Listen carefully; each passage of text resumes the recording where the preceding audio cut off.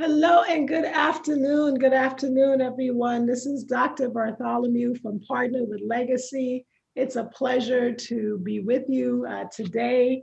I am Dr. B, and you have tuned into our happy birthday, May 19th celebration.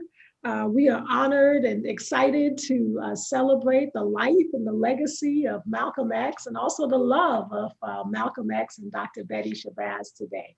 So call a friend. I know normally we do this on a Thursday at 4 p.m. So the change in time is because we wanted to take the moment to celebrate Malcolm. So this is your chance to call a friend, call any and everybody with a heart, let them know that Partner with Legacy, our webinar is on today, and we are celebrating and wishing a happy birthday to Malcolm X. He would have been 96 today, born on May 19th in 1925. And so what a change in terms of changes in leadership, changes in the civil rights movement, if we think about that 96 year. I am excited to have with us a very dynamic panel today. We are excited to have with us a very beautiful, panel who's going to share their experiences and reflect with us on how is it that they came to know Malcolm and the impact of Malcolm X and Dr. Shabazz on their work. I think as we think about Malcolm and his legacy, it really offers us a unique opportunity to challenge the status quo and to really think about and to reimagine the things that we need to do in our communities, our local communities, within our cities, nationally, and also internationally. So Malcolm is loved across the world, not only here, as we refer to him as our shining Black prince. So it's an honor to have today. I have with us three very dynamic panel members. I am going to ask them, I always like to introduce them and I like to ask them an opening question. So I'm going to ask them as they introduce themselves to share with us how did they personally come to know and understand the life and the legacy of Malcolm X and of Dr. Betty Shabazz. So I am excited. So first, ladies and gentlemen, I want you to put your hands together and I'm going to change the order because I want to recognize her. I want to recognize today someone who she just literally crossed over the threshold, ladies and gentlemen. Dr. Allison Farrington. And so she celebrated the completion of her doctorate this weekend. And just kudos to her. So I'm going to ask Dr. Farrington. She is a dynamic school leader, school principal, working on behalf of our community and our children in Bed-Stuy. And so I'm going to ask Dr. Farrington, let me congratulate you and let you know how much we appreciate you for your service and for being the lead learner in the space and for showing our children the path that they need to walk towards greatness. So Dr. Farrington, let me let you introduce yourself and tell us, how did you come to know personally the life and the legacy of Malcolm X? How are you all? First and foremost, thank you for having me on this panel. I want to say thank you all for just listening and being here.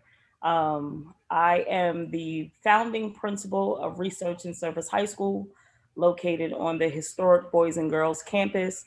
We cater to young people who have been unsuccessful in high school before and need a second, third, fourth, or fifth chance at being successful in graduating high school. The average age of our students is 18 to 22, and we do some really, really, really dynamic work. So, in answering your question, although I was a young girl who grew up in Brooklyn in a housing project, to be honest with you, that housing project was in the middle of Bensonhurst. So, the schooling that I received was in the middle of Bensonhurst. And if people don't understand the dynamic of Bensonhurst during the 80s and 90s, it was extremely segregated.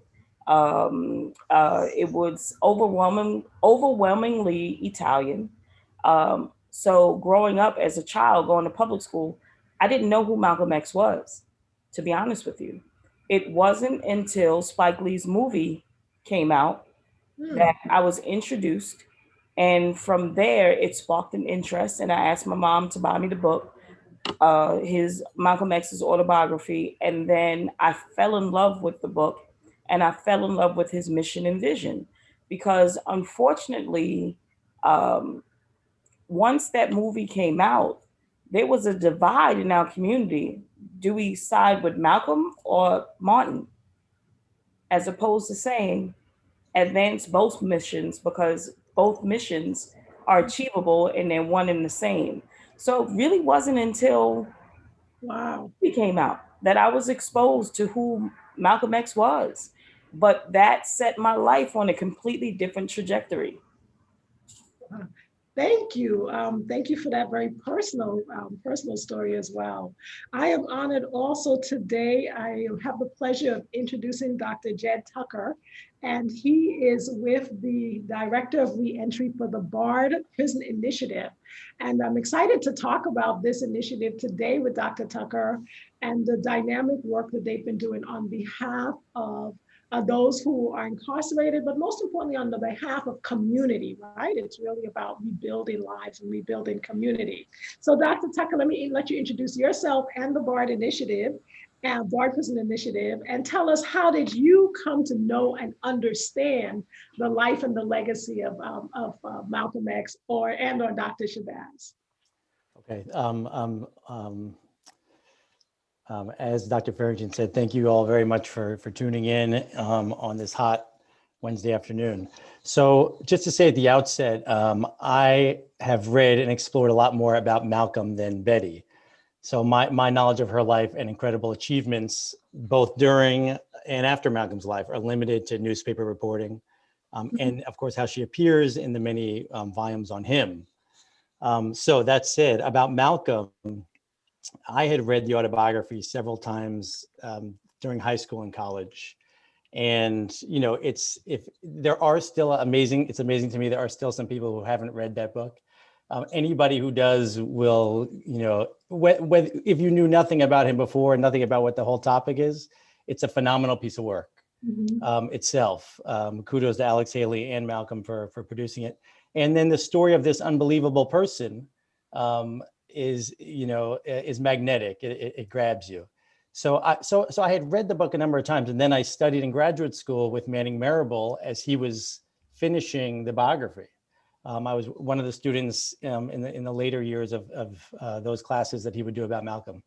But it really wasn't until I taught sections of the autobiography myself in my anthropology courses that I really noticed Malcolm's like deep intellectualism, which is what really hooked me most about him. And I just became like really obsessed with how he came up with these ideas and the things he would say. So this class I was teaching read some of the works also of Steve Biko, the South African anti-apartheid leader. Yes. And so the two of them, to me, shared an understanding of how social change happened in relation to what preceded it, right? Yes. So this is a really powerful idea that for me explained a great deal of the controversy around Malcolm's, very original approaches to racism in this country and why he ignited so much controversy. I was struck by Malcolm's understanding of racism as seemingly very studied, very bookish. And it was, I had read about him and read a bunch of books, and then I was in graduate school reading about him, and everything was very theoretical and scholarly. And then he's writing and talking in a similar way. So you may recall, I'm paraphrasing here, but there's a line, I think it's in the autobiography, where he says something like, he's always challenged all the time about his forceful statements about white people. And people are really disturbed by the way he would talk about white people. And he says, I'm not talking about any individual white person. I'm talking about the collective white history when I talk about white people. And what he means there is that when he lambasts white people directly, making many people, all kinds of people uncomfortable, he's really simply talking about the irrefutable story of oppression of Black people at the hands of white dominated systems of power. Yes. So who could argue with that, right? He's one of the very few people in history who could have these almost popular conversations, bringing in really kind of heady, complex ideas, really powerful ideas in a way that even those who were disturbed by him at first would kind of pause and have to think about it, and therefore kind of be impacted by him. I think what's exciting, and I thank you for that. And I feel like what is important is you said that a lot of people you were surprised that a lot of people have not read it, and it's true. I don't think most people have read the Autobiography of Malcolm X. It certainly, as we engage in the conversation today around schools and our response, it is part of the discussion about truly defining a culturally relevant curriculum. And his is a very inspiring story. I am honored to also have the pleasure with us today in our dynamic panel, Mr. Darren Mack, and he is with the Urban Justice Center. And he is going to share his experiences because he's also a graduate of the BARD program. And he's also leading an initiative around Freedom Agenda. And so, Mr. Mack, if you can introduce yourself and tell us, how did you come to know the life and the legacy of Malcolm? Yes, so thank you so much for having me. It's definitely an honor to be participating in this forum. So I'm one of 3 co-directors of Freedom Agenda, which is a member-led project dedicated to organizing people and communities directly impacted by incarceration to achieve decarceration and system transformation. Although our organization is new, our staff, our members aren't new. Like, we've been doing the work, me personally, since 2016 in the movement to close Rikers Island. Mm. So, and with under Freedom Agenda, we are continuing that work. So my first introduction to Malcolm X, I would say that probably one of my older brothers, he had the poster on his wall, when I was young growing up. He had Malcolm, he had Rakim, which is a hip hop artist in New York, and a couple of other people. So for him to have this person on the wall, I knew he was somebody important and special. And it was the image of Malcolm X at the window with a rifle, with like a rifle. So so I knew that this person was important, but actually like really learning about who Malcolm was, just like Jed, it was the Autobiography of Malcolm X. And I was incarcerated during that time, and I was always studious and reading. And early in my incarceration, I wanted to make a change, transform myself, and who other to read about and learn about a transformation from the criminal mentality to a revolutionary mentality other than Malcolm X. So I read the book, and like Jed mentioned, it was like a magnet to his character. And I just started reading everything that was about Malcolm. Any book that talked about his life, his death, his legacy, his contributions. And even to this day, like, it still has an influence on me, because it seemed like every year or two, another book is coming out about Malcolm X, or a documentary. Just, I think last year we had the Netflix documentary, Who Killed Malcolm X. Within the last year, we had this book, I think it was called like the Dead Are Arising, something like that, about Malcolm X. It just came out. So it's always new material uncovering about his life, his death, his achievements, contributions coming out. So it continues to have an impact on me, on my journey. I'm always learning more and more about his contributions and his theory and his practices and his organizing skills. And so yeah, that's basically. Thank you. Thank you for that very personal story as well. And I think I love the fact that you mentioned transformations, right? And as we do a lot of work in mathematics, and people talk about culturally relevant curriculum, they don't necessarily think Malcolm, but Malcolm belongs in that, especially in math. That's that X piece, right? Where he's saying you can constantly redefine yourself, right? From the ex-con to now, right? Claiming new victories and claiming, social change and becoming becoming and constantly transforming yourself. As I think about Malcolm, I know I love the story personally, love his life story personally. I was actually born on the island of Grenada, which is where Malcolm's mother, was from. And I'm very thankful because when I came to this country, I grew up in Harlem, so I'm a Harlemite, and I had the pleasure of having a teacher, and she was just this dynamic, a teacher of color. I went to Mahalia Jackson on 141st Street, and there was not a single thing that she did not bring into her classroom. So I have every book of Langston Hughes, of all of James Baldwin, all of the poetry. And so she introduced us at a very early 4th, 5th grade to this autobiography of Malcolm X. And it was just really transformational to hear his life and his story.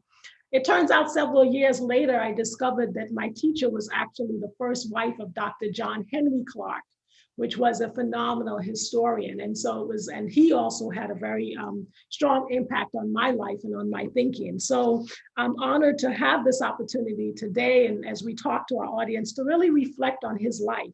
I want to ask a question about what would either Malcolm or Dr. Shabazz say about the response to the pandemic. And I'm going to start with Dr. Farrington. What would he say about, or she say about, our response to the pandemic and meeting the needs of our most vulnerable children?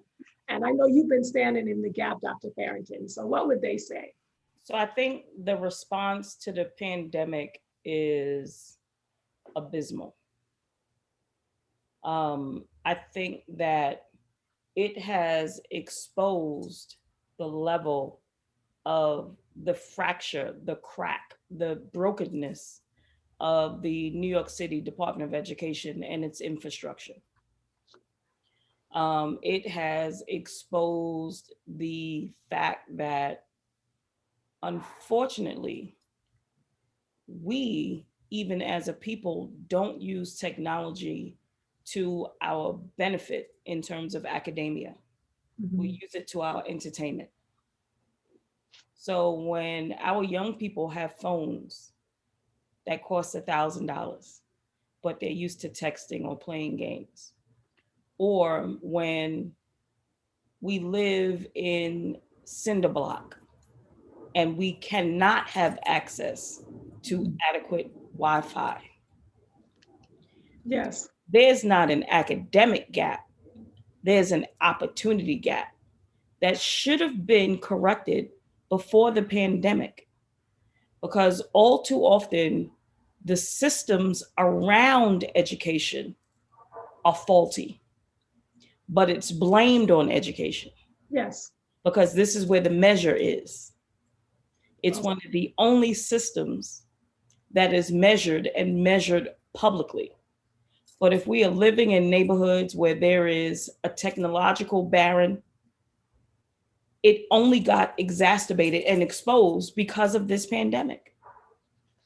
And I guess we also, in some ways, have to say thank you for it, because I think that we relaxed, and you're absolutely right, it has been abysmal. And what will we now do moving forward, right? Will we be able to not just put laptops and technology in the hands of our students, but to truly imagine, what you're saying is to truly imagine the power of what these tools, what these tools are. I want to ask you, Professor Tucker, if you can just tell us a little bit first about what the BARD initiative, what is the BARD, help us educate about the BARD Prison Initiative and the impact of it on the life of those incarcerated. And I'm curious about policy as well, because I want to know if you also might want to comment on what the system's response was around the pandemic and those who were impacted. So let me slow that down. Tell us about BARD first. Okay. The lives of I was going to say, I'm ignorant of the New York City public school system in the way that Dr. Farrington's talking about. I was going to say, nothing was probably worse than what happened in corrections, but it sounds like it's not too far off. So tell us about BARD and tell us about what happened in corrections around the pandemic. Sure, to the extent I can. Okay, so BARD, launched a campus of the college inside a local maximum security prison around the year 2000. So that's to say, they started sending faculty into the local prison to teach the same classes. From the outset, it was a kind of commitment to teach the very same classes by the same faculty inside the prison that were being taught on the main campus. That was the first kind of radical step that it took. And now, 20 years later, enrolls 300 students across 6 New York State prisons, men's and women's. It has over 700 alumni that have come home. And more recently, BPI launched what it calls micro colleges in the community. So these are all BP, these are confer associate's degrees. So all BPI programs are private and tuition free. So no students inside the prison or outside are paying anything tuition wise. And it's the same curriculum that's taught across all the BARD campuses. There's BARD campuses are kind of around the world, but most importantly, the main campus that's in Annandale, New York, and Dutchess County, same faculty, same curriculum is taught in these other satellite campuses as well. So I started with the program in its opening years around 2001 as an instructor. And of course, that whole experience of teaching inside very much informed the research on Malcolm, which I think we're going to get to at some point, kind of talking about his experience inside. Yeah. So I would say to your question about kind of what does it do for people inside, Darren should really pipe in here at any moment, but I will just leave it at this. College in prison creates the possibility of doing your time like every minute of every day in a very different way. Mm-hmm. And it's one of the few ways to do it in a really productive way. So what's really transformative about that is that what is often understood correctly as a kind of lost period. And in the States, of course, people go to prison for these unbelievably long terms. So you can be really displaced through your prison sentence, and college creates the possibility of reclaiming that time and staying connected. And so that period doesn't just feel like this total disruption and then quote unquote reentry doesn't have to be, again, this completely disruptive experience. Thank you. Darren, do you want to jump in here around the BARD, and also do you, in your work with the Urban Justice Center, do you want to talk about the impact on the pandemic around those who have been incarcerated based on the communities you're currently working with? So my experience in the BARD Prison Initiative, basically like the history courses kind of actually was a catalyst for me getting involved with organizing and advocacy and activism. I always mention one particular class, it was U.S. Women's History class that Dr. Delia Mellis, who's staff at the BPI, that she taught about the history of the Shirtwaist Triangle factory fires here in New York in the early 1900s, and how young immigrant women and girls responded and organized around the labor conditions that we benefit from today. And learning this history of how these marginalized communities, marginalized group, marginalized people organize the change so that we benefit from today was solidifying me. Like, if they can do it, I can do it. I can return back to my community and make change and organize the people who's impacted by the issues in order to address the issues for their community. So definitely BPI, the BARD Prison Initiative, was a catalyst in my transformation and my journey and the work that I do now at the Urban Justice Center. The pandemic, initially the pandemic had halted a lot of the work because organizers usually face-to-face with people, developing relationships with people in the community. So quarantining kind of put a halt to that, and it took some time for people to do like direct actions and rallies and marches, but we adjusted. We do a lot of our work virtually on Zoom, like we're doing today. We shifted from doing our members meetings and our trainings that way, and now that more people are getting vaccinated and people feel a little more comfortable of coming out, we've been doing small direct actions and rallies with social distancing, making sure people have masks, and so gradually things are coming back together. But we never lost the momentum around its organizing. We just went digital and virtually for most of our work. Thank you. I know that we saw several things in the news around, I guess, the city's response to be able to, I guess, give testing to those who are incarcerated.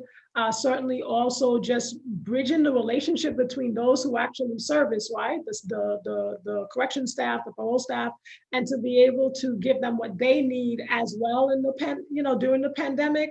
I also know just from our work with schools and having worked, with alternative schools, it's that like the lack of being able to give the resources, right? And so the city right now, everybody's talking about, the anger and there's, we need policing in the subway and things like that.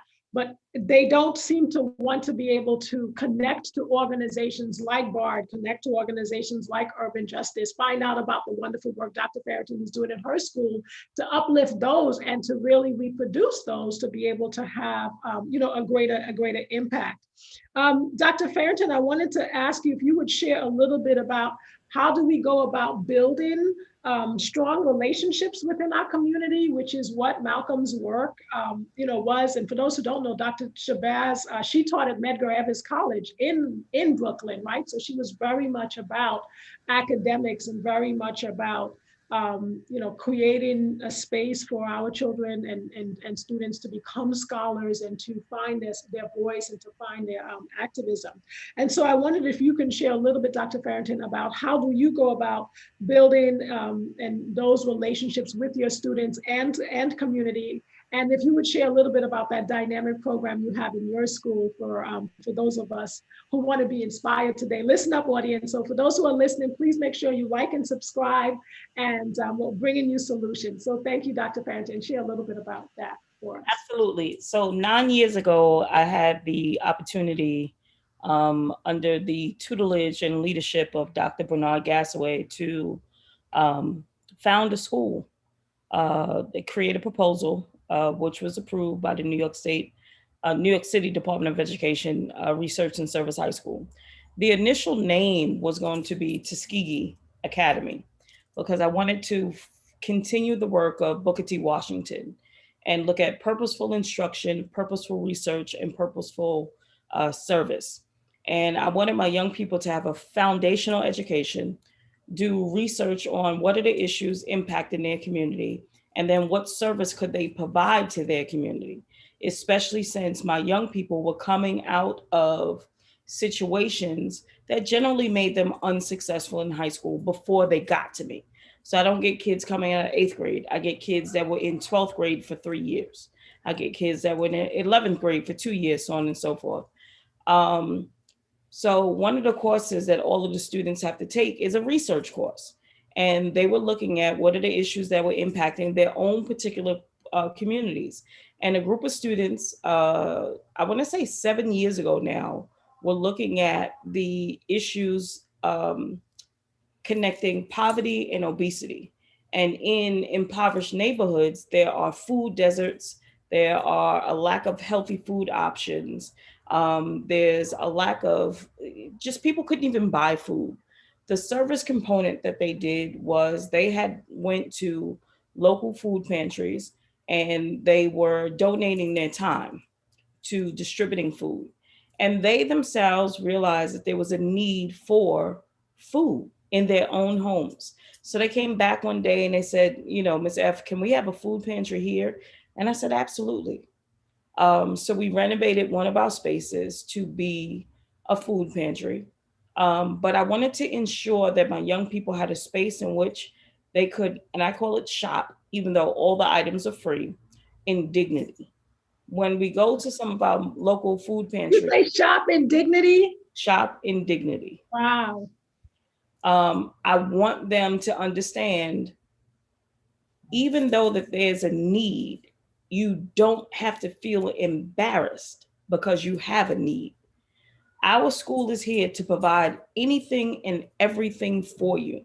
So our pantry is probably the largest food pantry in the New York City Department of Education. It is beginning to be replicated by many other schools. There is a point of sale system, although nothing is for sale. The young people can come and get anything from frozen Cornish hens to Tide detergent, to Pampers if they have children, to seasonings for food. it is a place that is larger and cleaner and more organized than their local bodega. But then also I employ my young people there so they can understand what does it mean to run a corner store if you wanted to open up a corner store in your particular neighborhood. So they learn skills, they learn marketing skills, they learn reporting skills, they learn how to front shelve and stock stuff. They learn how to read reports and say, these are items that are popular and I need to rebuy these things. And when our young people come to the pantry and they take their items, or even when families come, because parents do come as well, you can get anything from Dove soap to toothpaste. And if a child is vulnerable enough, and even though my children are 18, 19, 20, if a child is vulnerable enough to say, I'm hungry, they also will be vulnerable enough to say, I need help reading. And it creates an academic space where kids are vulnerable enough to say, I won't act out in class because I can't perform the work. I'm going to ask for help because I can't perform the work. So both the pantry and the academic lens are mirrored and married to each other. And then young people know that they have a space in which they will get whatever services they need. Well, I got goosebumps, right? How exciting, and it's so needed. And I think what is really special about it is the intersection of the academics, of community, of relationships, and that lifting of dignity, right? To be able to say that, because oftentimes when we do things, we don't necessarily think about the space, and we don't think about the messaging and all of those things that that creates, that addresses the vulnerability of having food insecurity.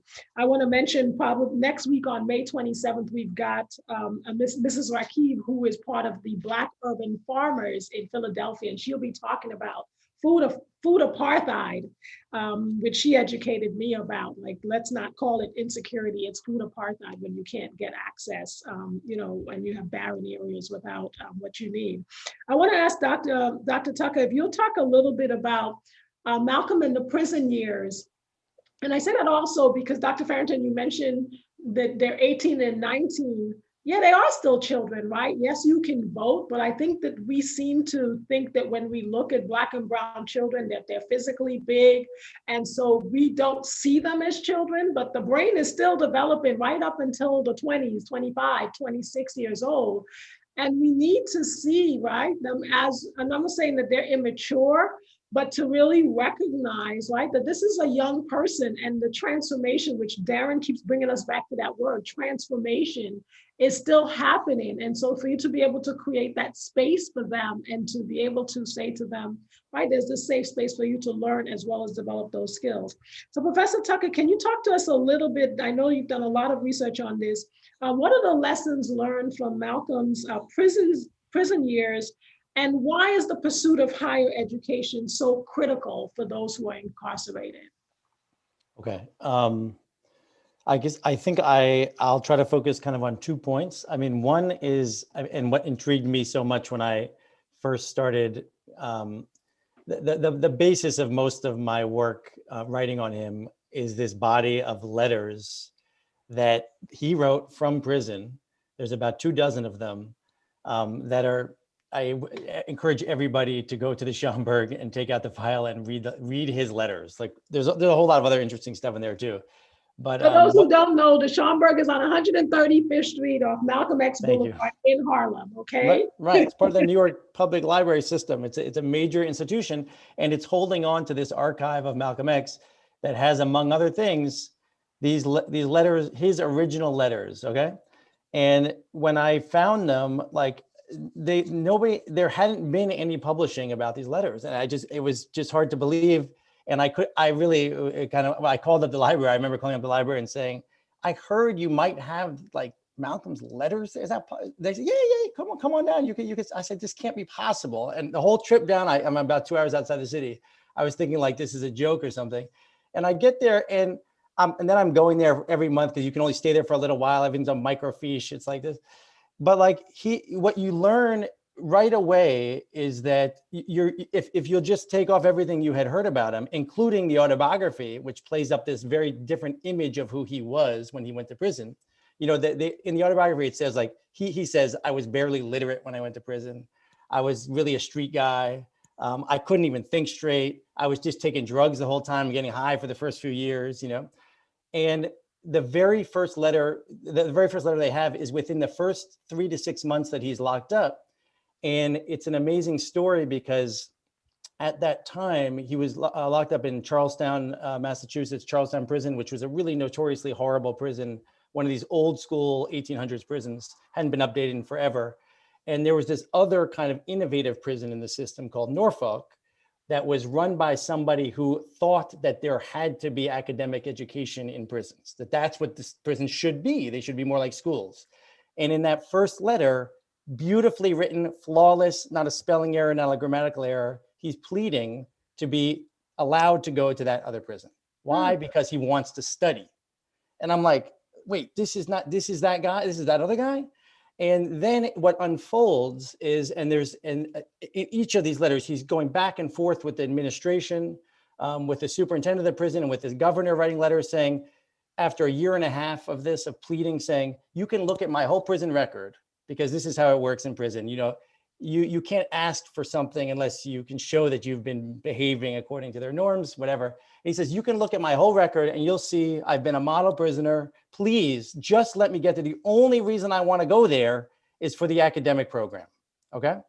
So on the one hand, I think one of the lessons about what you learned about Malcolm's years in prison, which are a significant chunk of his life, because of course, unfortunately, he was snuffed out early after getting out of prison. He didn't have a long time to do most of what we know about him happened in that short period after prison.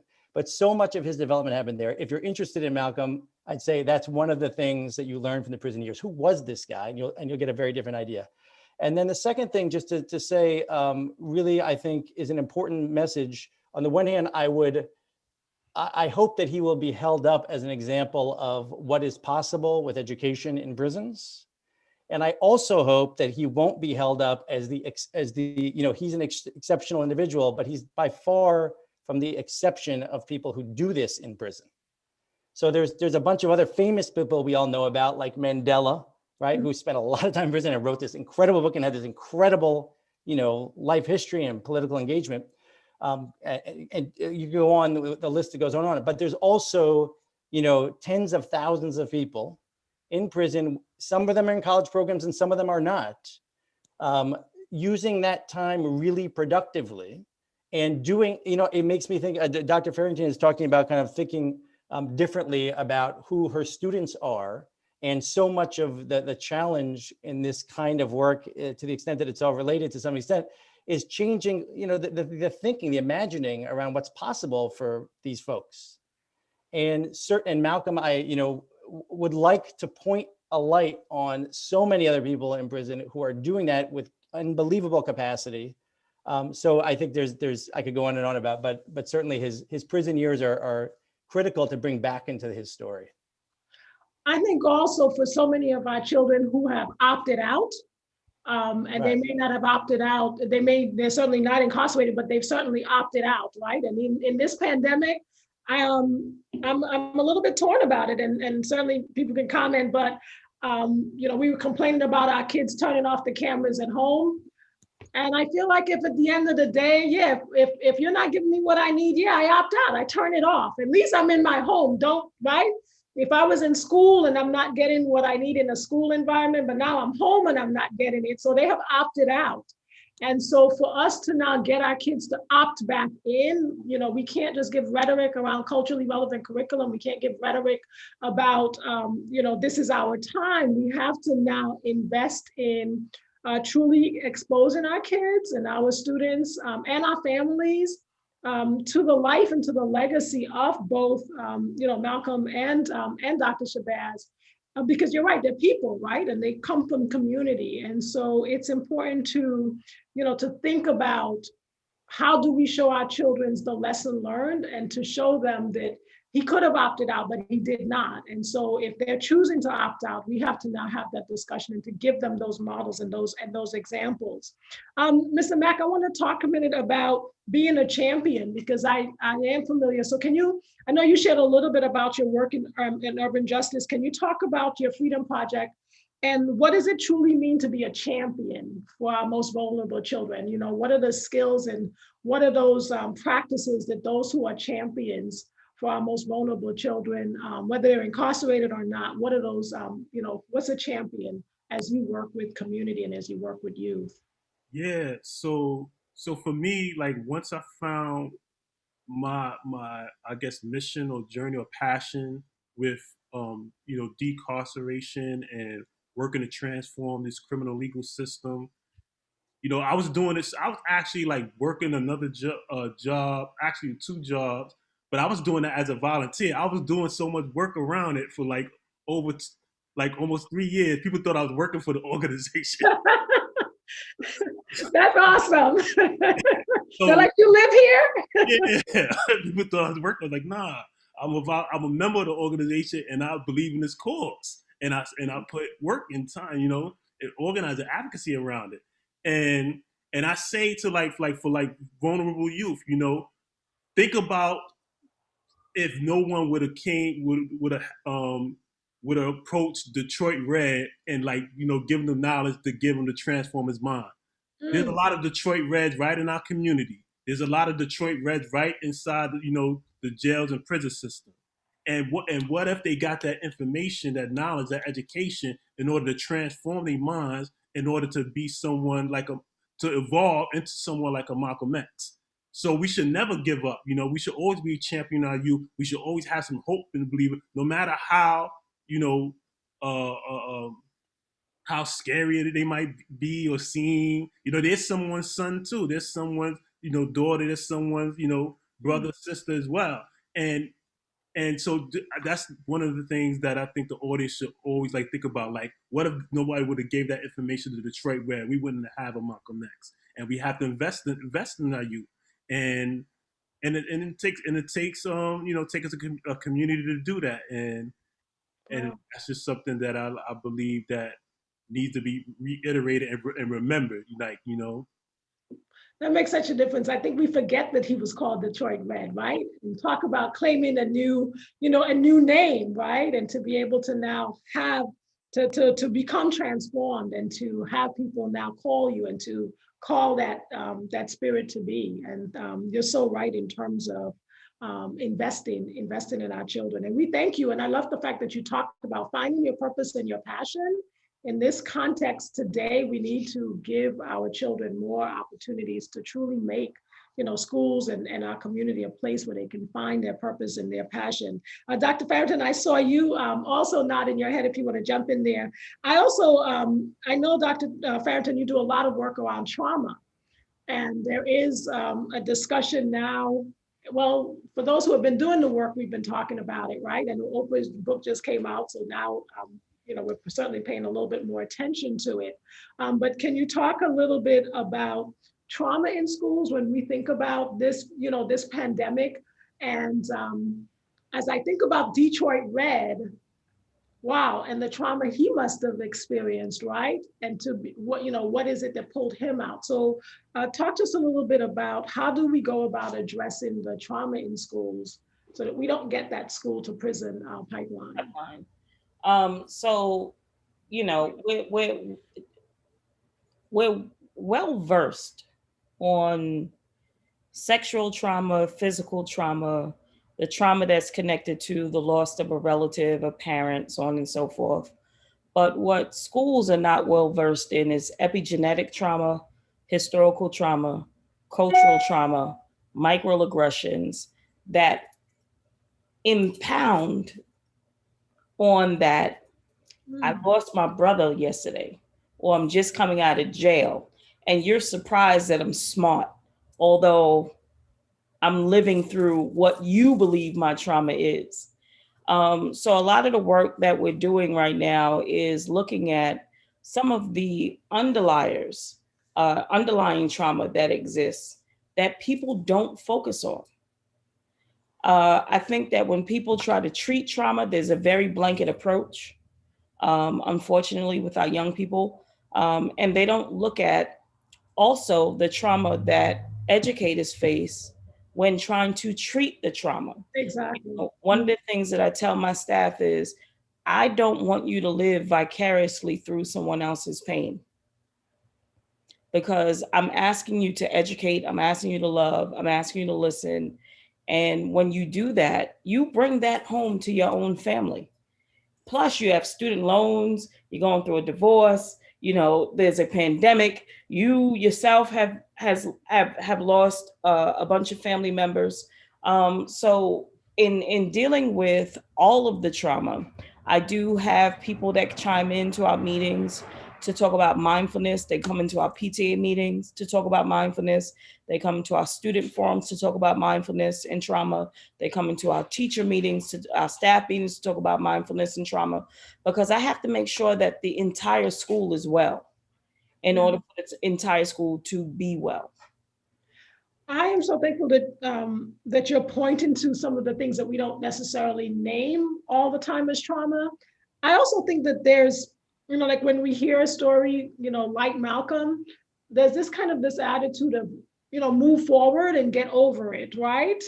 And not everybody knows how to, and not everybody necessarily makes it through, right? It's a very, fractured lives that we're living. A real issue with the word grit, because grit, when you ask people to employ grit, you forget that somebody oppressed someone.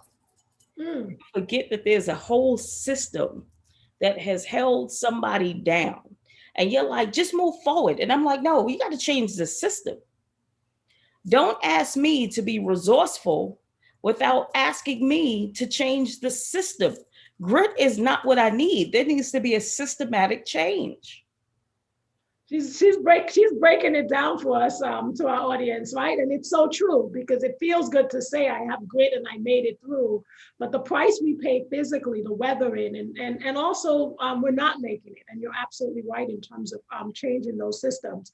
I want to ask Professor Tucker, if you'll talk a little bit about policy, because BARD, right, is private, and you operate a lot on donations and on funding and initiatives.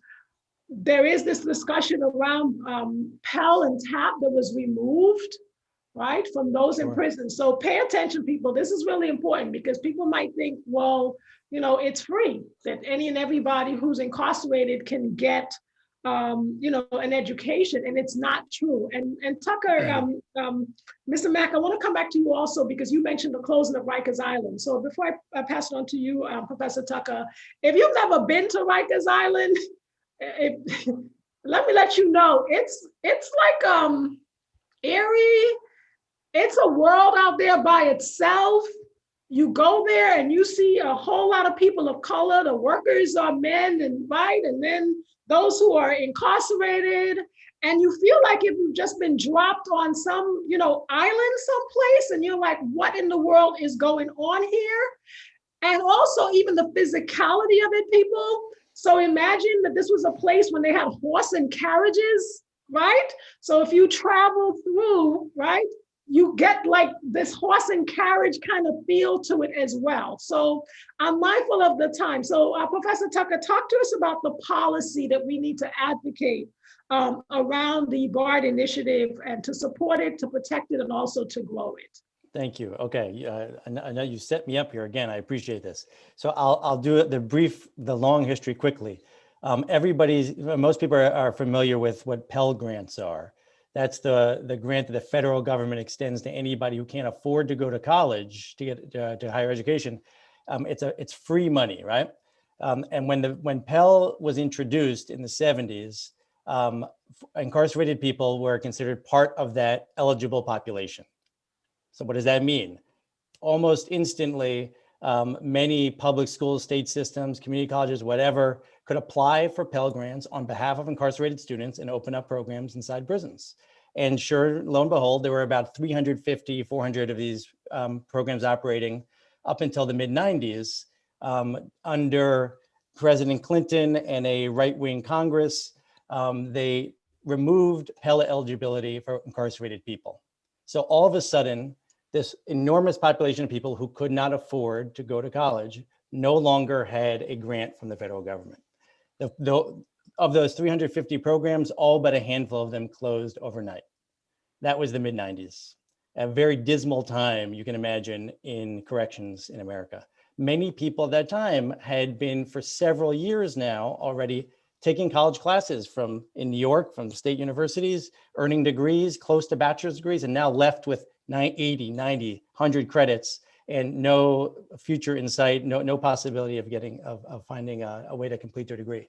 So BPI started in this kind of very dark period in the late 90s, early 2000s, and it was up until, this story has a happy ending, up until very recently, as Dr. B alluded to, entirely privately funded. This means for the large part of the 20-year history of this program, the director of the program, the founder director, and the development team have, through blood, sweat, and tears, have kept the thing going through private donations, foundation donations, and grown it to the size that it is today. So at the same time, thanks to people like Darren, in fact, and other, really, just like, thank you, Darren, and a number of other terrific organizations that have come up in the last 5 to 10 years, and work that we did as well behind the scenes, that ruling has been reversed. So now Pell has been reinstated. This started under Obama, who did what he called second chance Pell for a small number of schools. But now Pell has been reinstated so that incarcerated people can apply for these grants, and slowly the programs are starting to come back. So what does this mean? On the one hand, it's something really, really to celebrate. And just to say for anybody listening who's thinking about where they land on this, all we're talking about here is making it possible for people in prison to get college degrees. Pell, let me say this part very slowly and clearly.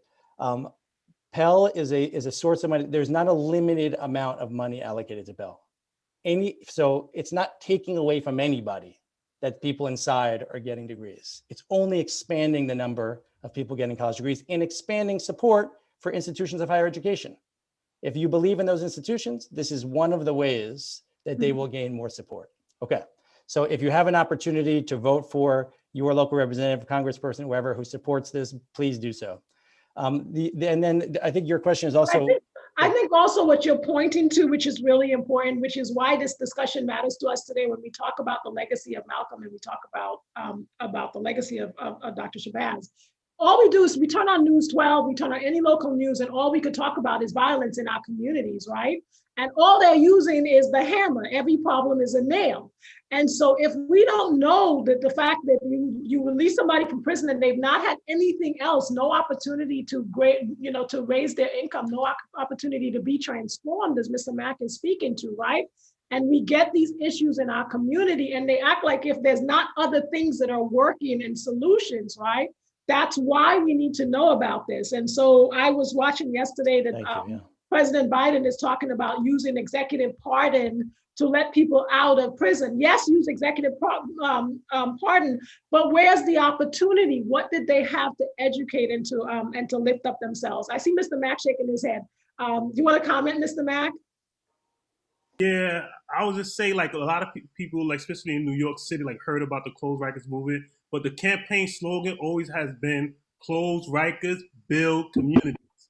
We divest from these carceral, this criminal legal system, the carceral system, these systems of punishment, and redistribute those resources into the community that's been impacted by this carceral system. You know, a lot of our work, a lot of our members, Freedom Agenda members and leaders, even students from the Bar Prison Initiative come from New York City, come from communities like the South Bronx, Bedford-Stuyvesant, Bronzeville, the Lower East Side, East New York, South Jamaica, Queens, these communities that have been historically under-resourced, you know, but historically over-policed and criminalized. And that's why we find ourselves in the situation now. And leaders like myself and advocates like myself who've been impacted by the carceral system, this criminal legal system, have been calling for years and moving forward with the closure of Rikers and the $1.8 billion annually saved from closing Rikers Island to be redistributed back into those communities that's been impacted by it, you know? So that's like our main goal, our main focus, and we're moving forward with that work. And I thank you for sharing that tagline, because I don't think I've heard it. It's usually just closed, closed Rikers. And we haven't touched about, the impact in terms of our female population, but people should know they built a building called Rose on Rikers Island for young women, right? It's not just an issue around our young men. I'm mindful of the time. For those who are on our audience, please, share, comment, ask a question as we come, down to a close. I want to be able to, to ask our panel members, as we look ahead, what's the one thing that you feel like if we should be hopeful for or advocating for in the next 4 years, as we reflect on the life and the legacy of Malcolm X? How do we fulfill that legacy in the next, what should we be asking for within the next 4 years? And I am mindful of the time. I know also one of my principals this morning sent me a question as well about whether or not Malcolm X Day should be a holiday. So maybe I'll ask Dr. Farrington to quickly respond to that question, and then I'll do the final question. So Dr. Farrington, would you be able to answer that for any of our audience members? Should Malcolm X Day be a holiday? I think Malcolm X Day should be a holiday, but it should be a day of service, right? I don't want it to be a day where children are just off from school and not doing. One of the things that we know about Malcolm X is that his love for reading and his love for vernacular and vocabulary is extremely important, or was extremely important to his legacy and his oratory skills. One of the biggest issues that we have as educators is that there is a lack of vocabulary exposure in our communities in very formative years, which sometimes causes an academic gap when kids come to school. So I think that if there is a federal holiday, the service should be around reading, it should be around speaking, it should be around exposing our young people to as many words as possible. There's a brother, and I'm gonna make this really quick. There's a brother, Dr. Alfred Tatum, out of the University of Chicago. Yes. Mm-hmm. He did a study a couple of years ago, and he found that on average, white parents read 11,000 hours from conception to the age 5 to their children, and Black parents read 7, not 7,000, not 700, 7 hours. So if there is a holiday, it should be focused on service, and that service should be focused on reading and vocabulary acquisition. Well, Dr. Farrington just stole Dr. B's heart, because they know that we spend a lot of time talking about math as a language and building that academic vocabulary. Okay, so my closing question: what is the one thing that you hope to see or you will be advocating for in the next 4 years to help fulfill Malcolm X and Dr. Betty Shabazz's legacy? I'm going to start with you, Professor Tucker, if you would share that.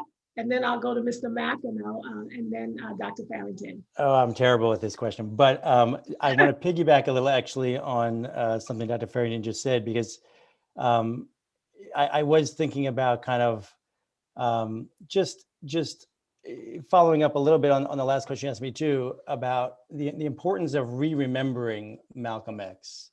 And I think there's a lot of possibility for really having a powerful impact to bring him back into a different kind of legacy. The film that Spike Lee did was terrific and reinvigorated interest in him, but also portrayed a particular side of him, right? A particular image. And I think there's a bit of a loss. And what you're alluding to right here about his love of reading I could talk for hours and hours. It's a really powerful thing to think of this person, for all he's known for, as also that person. And so I'm going to quote his daughter, Ilyasa, who was interviewed in the Washington Post in an article today. Wonderful quote. She says, quote unquote, "If injustice didn't exist, my father would be in a library reading lists and lists and lists of books." Wow, thank you. And think about what that, for all we know about him, hopefully that sends some of us back to digging more and seeing that side of Malcolm. Well said. Thank you, Professor Tucker. Mr. Mack, what would you like to see and will be advocating for in the next 4 years as you continue your work with urban justice? Yeah, I always say what Kwame Ture, formerly known as Stokely Carmichael, would say: organize, organize, organize.